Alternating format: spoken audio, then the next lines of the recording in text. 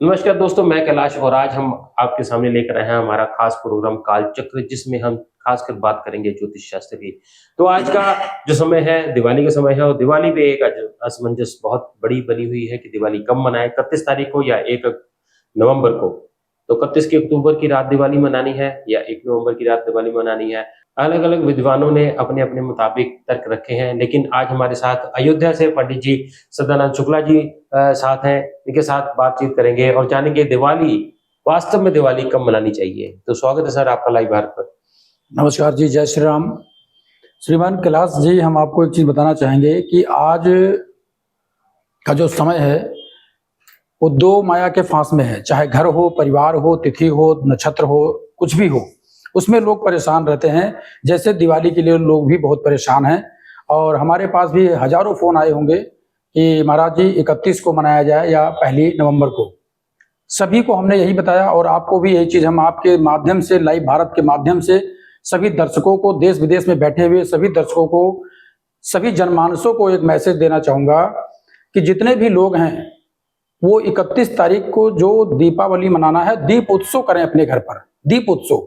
क्योंकि जो अमावस है ये उदया तिथि के हिसाब से, हमारे सनातन धर्म पद्धति के हिसाब से उदया तिथि के हिसाब से हम लोग मनाते हैं और अमावस तिथि लगेगी शाम को 3:45 हमारे नॉर्थ इंडिया में। अब नॉर्थ इंडिया में जब 3:45 शाम को अमावस लगेगी तो आप उसको कैसे मना सकते हैं। इसलिए जो तंत्र मंत्र से संबंधित व्यवस्थाएं हैं, जिसको मंत्र को जागृत करना है, वो लोग 31 तारीख को अपना पूजन करके, दीपोत्सव करके और खुशी मनाएं। लेकिन जो लक्ष्मी गणेश जी का पूजन है वो विशेष पूजन आप 1 नवंबर को ही मनाएं तो उचित होगा, शास्त्र सम्मत है ये। यानी कि अगर जो किसी ने अपनी तांत्रिक साधना करनी हो, जैसे कि दिवाली पे बताया जाता है अक्सर लोग तांत्रिक साधना करते हैं या फिर जो झाड़ फूक करते हैं वो अपने मंत्रों को जागृत करते हैं, शक्तियां सारी उस समय जागृत होती हैं, तो उनके लिए 31 की रात्रि महत्वपूर्ण है। महत्वपूर्ण रहेगी उनके और लिए। जो माँ लक्ष्मी का आवाहन करते हैं, गणेश जी की आरती अर्चना करते हैं, तो उनके लिए 1 नवंबर की रात्रि हाँ, सही कहा आपने, एकदम सत्य है, एकदम सत्य है। ऐसे ही जो करेंगे उनका सबका कल्याण होगा। लोगों का तर्क ये भी दिया जा रहा है कि अयोध्या में दीपावली 31 तारीख को मनाई जा रही है। दूसरा उसके उल्ट बात करें तो जिन्होंने अयोध्या श्री राम मंदिर के मुहूर्त का समय निकाला, उन्होंने 1 नवंबर की रात्रि की बात की है। जो महाराज जी ने 1 नवंबर का रात्रि का विधान दिया है वो विधान है शास्त्र सम्मत। और जो दीपावली अयोध्या में मनाई जाती है, उन्होंने दीपावली नहीं बोला, दीप उत्सव बोला है। दीपक का उत्सव वहां पर मनाया जा रहा है 31 तारीख को, ना कि दीपावली मनाई जा रही है। ये चीज हम लोग को समझना चाहिए, बहुत विधि विधान से समझना चाहिए, तभी हम समझ पाएंगे। शास्त्र कोई समझता नहीं है, ना कोई पढ़ता है, ना कोई पढ़ने वाले के साथ उठता बैठता है। यूट्यूब पर इत्यादि जगहों पर जहां जैसे लोग मिल गए वैसे बता दिए, उसी हिसाब से लोग अपना जीवन जिए जा रहे हैं। जबकि शास्त्र सम्मत है कि 31 को तंत्र मंत्र का पूजन आप करें, अपना मंत्र जगाएं, दीप उत्सव करें, अपने घर में खुशहाल जीवन व्यतीत करें। और 31 को छोड़ करके 1 तारीख को आप जब पूजन करें तो श्री गणेश जी और माँ लक्ष्मी जी का पूजन करें। इससे आपका कल्याण होगा, यश मान कीर्ति वैभव आपके घर में सदैव वास करेगी। तो यानी कि दीपावली का जो दीप उत्सव है वो एक दिन पहले मनाया जा रहा है। हाँ। असल में दिवाली की जो पूजा है, हाँ, वो मनाई जाएगी 1 नवंबर को। हाँ, 1 नवंबर 2000 को। और हमारे दर्शकों को ये भी बता दीजिए कि पूजा की विधि क्या है, कैसे पूजा करें ताकि फल प्राप्ति हो अच्छी। जिसको भी थोड़े से समय में ज्यादा से ज्यादा फल चाहिए, उनको अपने जीवन काल में कुछ ना करें, वो सब प्रकार का संकट अगर दूर करना है, सब प्रकार की मनोकामनाएं पूर्ण करनी है, तो उनको एक ही चीज बोलना होगा, सर्व मंगल मांगल्ये शिवे सर्वार्थ साधिके शरण्ये त्र्यंबके गौरी नारायणी नमोस्तुते। इस मंत्र का जाप करें 11 बारी। पीली सरसों ले लें और जहां पर आप अपना जोत जलाएंगे उस जोत के पास पीली सरसों को ऐसे पकड़ करके इस एंगल से और 11 बारी 4-6 दाने लेकर के ऐसे वहां डालते जाएं और साथ में मंत्रों का उच्चारण करते जाएं।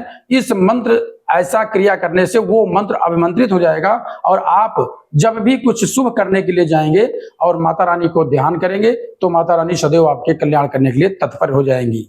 यानी कि ये मंत्र बोल के 11 बार गौमुख, हाँ, गौमुख मुद्रा में हाँ। हमें ये ज्योति में इसका जहां पर दीपक जल रहा है दीपक के पास में सम्मुख, दीपक के सम्मुख, दीपक को बुझना नहीं चाहिए, उसके सम्मुख जाना चाहिए वो। अच्छा, दीपक के सम्मुख हमने वो पीली सरसों वहां अर्पण कर देना है। जैसे कि हर व्यक्ति की अपनी राशि होती है। अगर जो राशि के हिसाब से आप कोई उपाय ऐसा बता दें कि इस दिवाली महादिवाली हो जाए लोगों की, हमारे दर्शकों को भी इस दिवाली महादिवाली बन जाए।